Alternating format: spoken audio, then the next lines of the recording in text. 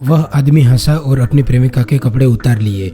उसे कहा कि जाके उस मोटे आदमी को बहकाए। उसकी प्रेमिका हैरान थी कि क्यों। पता चला कि आदमी और उनका भाई स्की करना चाहते थे, लेकिन टिकट खरीदने के लिए पैसे खर्च नहीं करना चाहते थे और वह मोटा आदमी स्की रिंग का कर्मचारी है। इसे समझाने के बाद वे मुफ्त में स्की मैदान में प्रवेश कर सकेंगे। इस तरह के बेशर्म अनुरोध को मानते हुए लड़की ने हाँ भरी। वह मोटे आदमी के पास चली गई। उसने पहले सिगरेट पेश की, फिर कहा कि वह और उनकी दो बहनें स्कीइंग करना चाहती है, लेकिन वे पैसे भूल गई थी। क्या आप हमें अंदर जाने दे सकते हैं? मोटे आदमी ने 3 खूबसूरत लड़कियों के साथ अपनी अप्रत्याशित मुलाकात के बारे में कल्पना की। वह तुरंत मान गया, लेकिन कुछ समय के बाद उसने देखा कि लड़की 2 आदमियों के साथ आई। वह गुस्सा होकर बोला, बहनें। तीनों लोग जल्दी से केबल कार पर बैठ गई और भाग गए। बिना शर्म के वे शाम को फिर से आए। इस बार मोटे आदमी ने उन्हें रोका, कहा इसे बंद किया जा रहा है। अप्रत्याशित रूप से पुरुष ने उसे धमकी दी कि अगर तुम हमें अंदर नहीं जाने दोगे तो हम तुम्हारी फरियाद करेंगे कि तुमने हमें दिन में मुफ्त में जाने दिया था। मोटा आदमी दंग रह गया। उनको उन्हें अंदर जाने देना पड़ा। 3 लोग केबल कार पर बैठ गए, लेकिन उन्हें पता नहीं था कि यह रास्ता उनकी मौत की तरफ जाने का था। कुछ समय के बाद उनका सहयोगी शिफ्ट बदलने आया। मोटे आदमी ने उसे बताया, अभी भी 3 लोग अंदर हैं। उनके नीचे उतरने तक प्रतीक्षा करे और फिर मैदान को बंद कर दे। सहकर्मी इंतजार करता रहा और उन्हें नीचे उतरते देखा तो उसने सोचा कि अब कोई दूसरा व्यक्ति बाकी नहीं है। उसने बिजली के स्रोतों को बंद कर दिया और घर चले गए। दूसरी तरफ जिस केबल कार में 3 लोग बैठे थे वह अचानक बंद हो गए। वो बीच में ही लटक गए। पहले तो उन्हें लगा कि यह बस एक समस्या है, इसे जल्द ही ठीक कर दिया जाएगा। तब तक केबल कार की लाइन पर लाइट्स भी बंद हो गई। वो अंधेरे से ढक गए थे। उन्हें पता था कि यह सही नहीं हो रहा था। लड़की को याद आया कि आज तो रविवार था। यह स्की का क्षेत्र केवल रविवार को ही खुलता है। इसका अर्थ है कि अगर उन्हें बुला दिया गया था तो वे वही अटक रहेंगे। कोई है,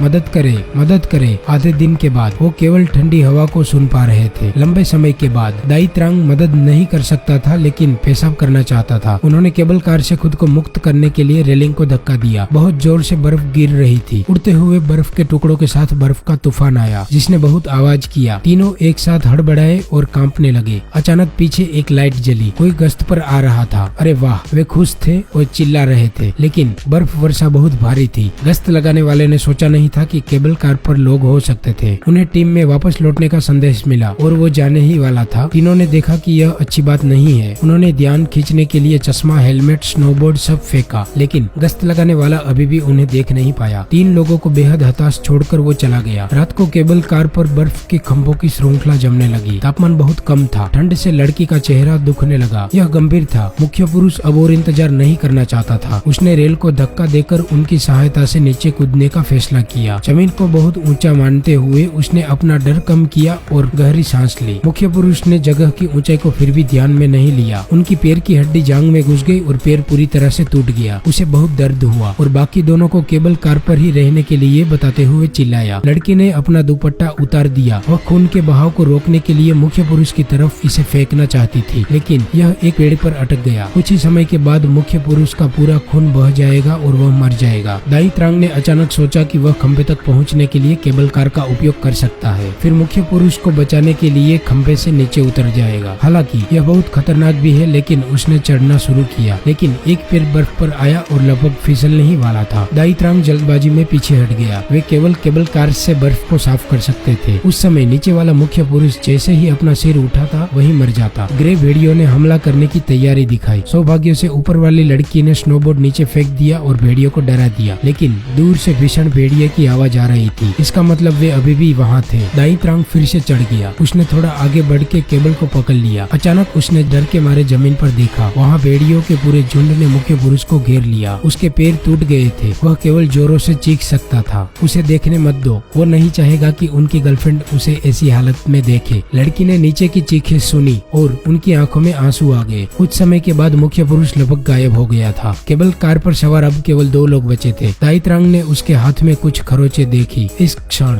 लड़की ने अचानक कहा, तुमने उसे रोका क्यों नहीं? उसने मुख्य पुरुष के लिए दाई त्रांग को दोषी ठहराया। दाई त्रांग मान नहीं सकता था। उसने कहा वह कुछ भी नहीं कर सकता था। दाई त्रांग ने गुस्से में कहा, तुमने भी तो उसे नहीं रोका। लड़की फिर रो पड़ी। वह सब बहुत दयनीय था, लेकिन कोई भी मुख्य पुरुष की मौत के लिए जिम्मेदार नहीं होना चाहता था। ऐसी स्थिति में बर्फ गिरना अभी भी चालू था। वो ठंडे हो गए। बस एक दूसरे को गर्म करने के लिए वे दोनों क्या करना चाहते थे उस बारे में बात करते रहे। वे किससे मिलना चाहते हैं, एक दूसरे को प्रेरणा देने के लिए। आखिरकार सुबह हो गई। स्की क्षेत्र निश्चित रूप से खाली था। लड़की जाग गई और अपने हाथों को रेलिंग पर जमे हुए पाया। इससे दूर होने के लिए उसने एक बार कोशिश की और उसने अपने हाथों की आधी त्वचा खो दी। इतना ही नहीं, उसके चेहरे पर लगा घाव अधिक गंभीर हो गया था। बहुत खुजली हो रही थी, इसलिए उसने अपना हाथ का इस्तेमाल करना चाहा, लेकिन दाई त्रांग ने उसे रोक दिया। उसने न खुजलाने के लिए कहा। वो भूख और ठंड से परेशान थे। दाई त्रांग ने कल रात की योजना के आधार पर फैसला किया कि वो केबल पर रेंगते हुए अन्य पोल तक जाएगा। फिर नीचे उतरा। लड़की ने उसे एक पल रुकने के लिए सलाह दी और कहा कि कोई आ सकता है। दाई त्रांग उसकी बात मानकर थोड़ी देर आराम करने लगा। लंबे समय के बाद स्की क्षेत्र अभी भी खाली था। लड़की मदद नहीं कर सकी, लेकिन रो पड़ी और उसने अपने हाथों से आंसू पोंछे और लापरवाही से क्षतिग्रस्त त्वचा को नुकसान पहुंचाया। लेकिन वह खुद उसे महसूस नहीं कर सकती थी क्योंकि उनका चेहरा सुन्न पड़ गया था। लेकिन कुछ समय के बाद दाई त्रांग फिर से जाग गया। वह जानता था कि वह और इंतजार नहीं कर सकता। वह अकेला ही चढ़ने लगा। उसने दोनों हाथों से केबल पकड़ ली और थोड़ा थोड़ा करके आगे बढ़ा। जूते उसे गर्म रखते थे, लेकिन वे बहुत भारी थे। आगे बढ़ने का प्रत्येक कदम उनकी ताकत को खत्म कर रहा था। इस समय वहाँ नीचे एक अस्थिर ग्रे छाया थी। भेड़िए आ गए। उन्हें बस द्रांग के नीचे गिरने और उनके खाना बनने का इंतजार था। दाई त्रांग दूसरी केबल पर चढ़ने के लिए संघर्ष करता रहा। वह गंभीर रूप से घायल हो गया। उसने लड़की से कहा कि वह स्की की छड़ी फेंके ताकि जब वो नीचे उतरे तो उनका सहारा ले सके। लड़की ने इसे पाने के लिए अपने शरीर को हिलाया। केबल कार का स्क्रू ढीला था। ये हिला। उसने स्की स्टिक ली और नीचे फेंक दी। फिर दाई त्रांग दूसरी केबल कार पर से चला गया। नीचे भूखा भेड़िया अब भी घूर रहा था। इस बार उसने हाथ पे लगे घाव को पूरी तरह से नजरअंदाज कर दिया था। वो तेजी से आगे बढ़ा। अंत में दाई त्रांग खंबे पर चढ़ गया। फिर सीढ़ियों के नीचे जमीन की तरफ उतरा। उसने अभी स्की की छड़ी उठाई ही थी कि भूखे भेड़िए आ गए। नहीं, दाई त्रांग ने भूखे भेड़िए को चाकू मार दिया और डराकर भगा दिया। फिर जल्दबाजी में स्नोबोर्ड पर चढ़ गया। पहाड़ पर फिसलते हुए चला गया। लड़की ने उनका पीछा करते दो भेड़िए को देखा, लेकिन वो प्रार्थना के सिवा और कुछ नहीं कर सकती थी कि वो लोगों तक पहुंच जाए और फिर वापस उसे बचाने आए। एक और रात आई। आज रात ज्यादा कुछ शोर नहीं था। अगली सुबह तक लड़की जीवित थी, लेकिन दाई त्रांग का अभी वापस आना बाकी था। उसे डर और असहायता महसूस हुई। उसने नीचे देखा तो अपने प्रेमी का शव बर्फ में दबा था और यह साबित कर रहा था कि बर्फ मोटी हो गई थी। लड़की केबल कार से बाहर निकलने लगी। वह जमीन से थोड़ा करीब जाना चाहती थी, फिर नीचे कूदी। स्क्रू पूरी तरह ढीला था। केबल कार अचानक गिर गई। सौभाग्य से यह जमीन के करीब जाकर रुक गई, लेकिन स्टील के तार धीरे धीरे टूट रहे थे। लड़की ने नीचे गिरने से पहले एक गहरी सांस ली। फिर वो बर्फ पर गिरी। अचानक केबल कार भी गिरी। उनका पैर घायल हो गया था। लड़की दोनों हाथों से आगे रेंगती रही। लुढ़कते हुए अंत में पहाड़ के बीच में पहुंच गई। उसने जमीन पर खून के धब्बे देखे और एक बिखरता हुआ शरीर देखा। यह दाई त्रांग निकला, जिनको काफी समय पहले भेड़ियों ने मार दिया था। लड़की ने गौर किया, भूखा भेड़िया उनके सामने घूर रहा था। उनके मुंह पर अभी भी खून लगा हुआ था। वह बहुत डरी हुई थी। सौभाग्य से इस भेड़िए का पेट पहले से ही भरा हुआ था और उन्होंने उस पर हमला नहीं किया। वह धीरे धीरे आगे बढ़ी। एक ढलान नीचे उतरी और अंत में पर्वत के नीचे तक पहुंच गई, लेकिन क्योंकि वो बेहद कमजोर थी, वो बेहोश हो गई। भारी बर्फ पड़ी। वह राहगीरों को मिली, इसलिए लड़की बच गई। भाग्य का शुक्रिया कि वह जिंदा थी, लेकिन हर बार किस्मत साथ नहीं देती। इसलिए युवाओं को ज्यादातर चंचल नहीं होना चाहिए। हमेशा ध्यान रखें। ठीक है, तो क्या आपको यह फिल्म पसंद आई? अगर आपको पसंद आई तो कृपया लाइक करो और अपनी राय कमेंट में जरूर लिखें।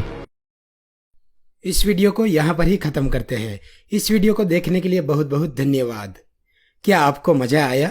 तो कृपया लाइक बटन पर क्लिक करें और इसे अपने दोस्तों के साथ शेयर करें और नीचे दिए गए कमेंट सेक्शन में वीडियो के बारे में अपने विचार जरूर लिखें। चलिए फिर मिलते हैं अगले वीडियो में। अलविदा।